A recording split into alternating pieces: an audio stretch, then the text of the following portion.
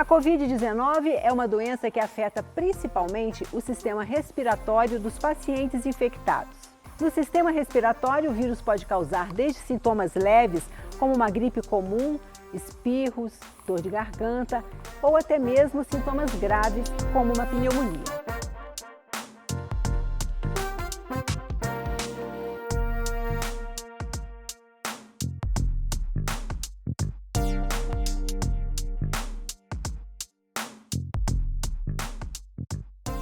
Estamos começando mais um programa Patrícia Alvim Convida. E no programa de hoje nós vamos falar sobre as sequelas do coronavírus no organismo. Sobre isso eu vou conversar com Carla Cabral, que é fisioterapeuta.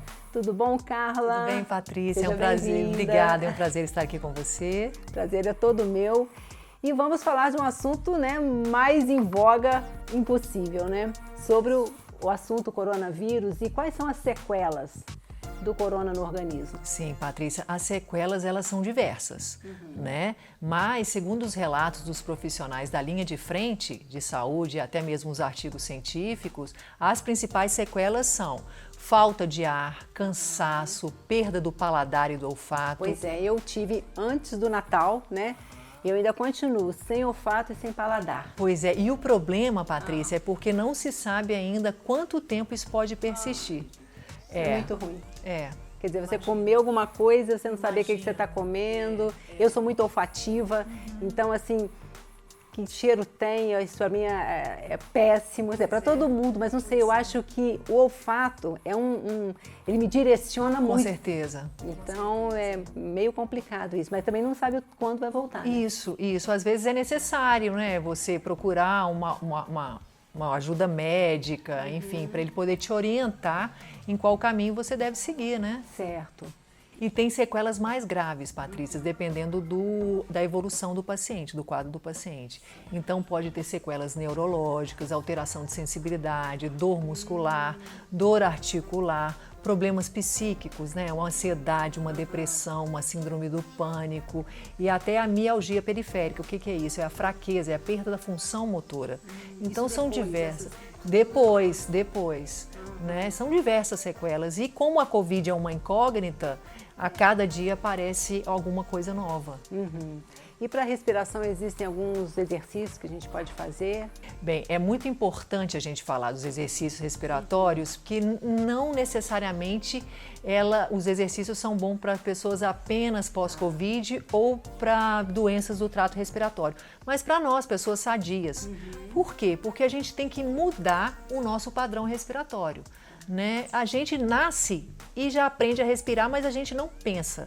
É automático, a gente respira automaticamente e a gente não para pensar o que é certo, o que é errado, se está certo ou se está errado. É verdade. Então nós temos que trabalhar o diafragma, que é o principal músculo da respiração. Tá? O que é a respiração diafragmática? A respiração diafragmática, você coloca a mão sobre o umbigo, inspira, puxando o ar, tentando elevar a sua mão. Então você vai levar o ar todo para a barriga. Segura 3 segundos e solta. Retardando essa expiração. Tá? Quais são os benefícios da respiração diafragmática? É a melhora da ventilação pulmonar, é a melhora da troca gasosa, é o relaxamento da musculatura acessória da respiração e reestruturar o corpo de modo diverso. Certo. E você trouxe também alguns aparelhos também que ajudam nesse exercício. Esse aparelho, por exemplo, o Respiron, ele é como um halter para o pulmão. São aparelhos para ganho de força da musculatura respiratória. Tá? Existem outros aparelhos também que são incentivadores e fazem parte da higiene brônquica, porque facilita na expectoração de secreção. Então, esses aparelhos podem ser encontrados em cirúrgicas. Sim, aqui na Locamed, Na Locamed, isso. A Locamed, ela acabou de abrir em Juiz de Abriu Fora, em Juiz de Tem Fora, pouco tempo. sim. Ela é de sim. BH, não é Ela é de isso? BH, ela localiza ali em Avenida Rio Branco, próximo àquela loja Pets. E é uma loja super diferenciada porque ela tem aparelhos muito modernos, tem uma equipe bem direcionada, bem atenciosa. E além de venda, eles também alugam, né? Isso? Alugam aparelhos, alugam aparelhos, principalmente os concentradores e os cilindros. Eu achei isso o máximo. Eu não conhecia, né, esse concentrador que você não precisa, o cilindro acabou o gás, não é isso? O ar aí, você tem que o cilindro, ele renovar, isso, né? sim. Ali não, você coloca na tomada.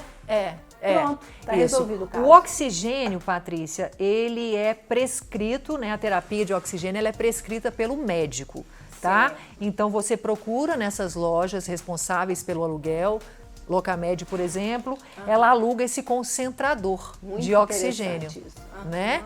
E o que faz o concentrador de oxigênio? Ele pega o oxigênio do ar ambiente e transforma esse oxigênio em um oxigênio mais concentrado. Então vai para o paciente via catéter nasal. Tá? O cilindro também tem que ser levado porque ele serve como uma segurança. Acabou porque a luz, se acaba né? a energia de casa, você necessita do cilindro. Eu achei muito interessante, que eu não conhecia, porque quando a minha mãe, né, uns anos atrás, estava doente, ela precisou de oxigênio e só tinha o cilindro. Então, quando eu vi esse concentrador de oxigênio, eu falei, gente, isso era tudo de bom. É uma inovação. É uma inovação. Muito interessante. E esse concentrador de oxigênio, é importante dizer que é para pacientes que necessitam de baixo fluxo de terapia de oxigênio. São os pacientes que estão em casa, né, não precisaram de internação. Certo. Então, serve para isso. E esses exercícios respiratórios, eles têm que ser feitos diariamente? Olha, depende, Patrícia, depende da gravidade do paciente, né? Na minha primeira avaliação com o paciente, a gente solicita que ele faça os exercícios, então a gente observa muitos sinais clínicos. Aí ele relata, ele começa a fazer um exercício respiratório, relata que está cansado. Então a gente tem que fazer essa progressão e perceber qual a frequência que a gente pode fazer dos exercícios respiratórios, dos incentivadores, né? Então isso depende da gravidade ou não do quadro do paciente. Ô Carlos, os pacientes que já estão em casa, quais são os cuidados que eles devem tomar? Olha, em primeiro lugar, o paciente ele tem que ser monitorado o tempo inteiro, né? A OMS ela preconiza o uso do oxímetro, né? Que é aquele aparelhinho que mede o nível de oxigênio nosso no sangue. Então, monitoramento do paciente, o que é? O oxímetro, a frequência cardíaca, a frequência respiratória, a pressão arterial, a temperatura axilar, né? O paciente ele tem que perceber que ele tem que respeitar o corpo dele, porque pelos relatos, a Covid, às vezes ela vem de uma forma que ele não consegue voltar às atividades diárias, assim, muito rápido. Principalmente exercício físico, né? Principalmente exercício físico. A pessoa quer voltar rápido para a academia, essas coisas, e não é o ideal. Não é o ideal. Tem que ser bem progressivo, tem que saber o que o corpo dele consegue fazer, né?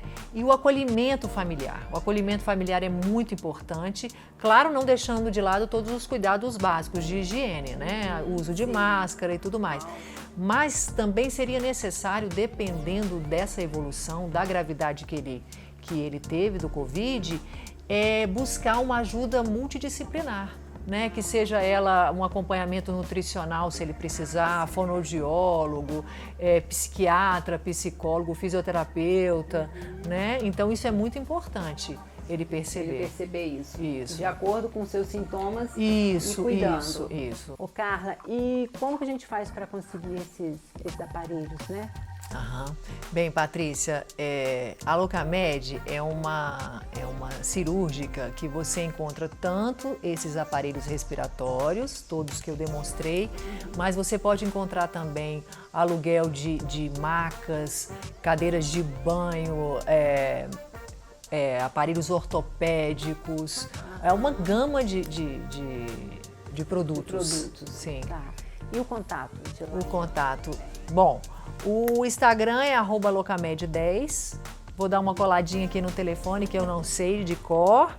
O telefone é 3321-7418 e o celular 99953-4717. Tá certo. Maravilha. Carla, muito obrigada pelas suas dicas, para o nosso bate-papo. Muito obrigada pela sua presença. Obrigada, Patrícia. Espero que tenha sido esclarecedor de alguma forma.